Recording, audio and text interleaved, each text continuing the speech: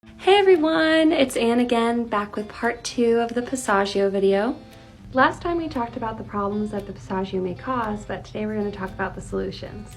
The key to getting past it is by adjusting the amount of weight that you have on your voice.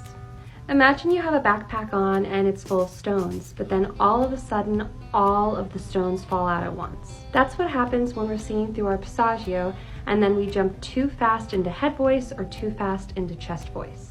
Instead, we want to gradually either lighten up on weight or gradually add weight to our voice. I'm going to sing a slide 2 different ways.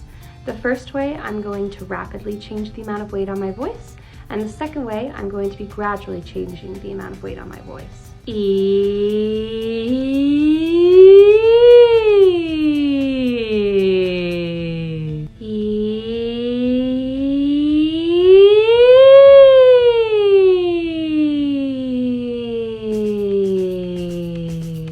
Did you hear the difference?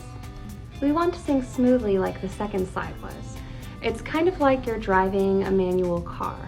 Inside the car, you're going to be changing your gears really often, but if a person's just watching you, they shouldn't see the car clunking around, but instead they should just see you smoothly accelerating, even though you're changing things going on in the car. To get to those slides, let's first practice singing light and heavy sounds. Repeat after me and try to sing with a heavy weight on your voice. La.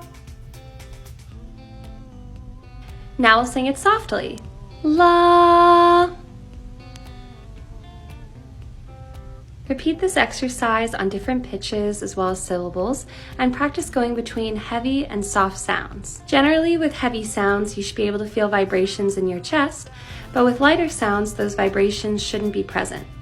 In my next video, we'll apply these weight changes to longer and more difficult exercises.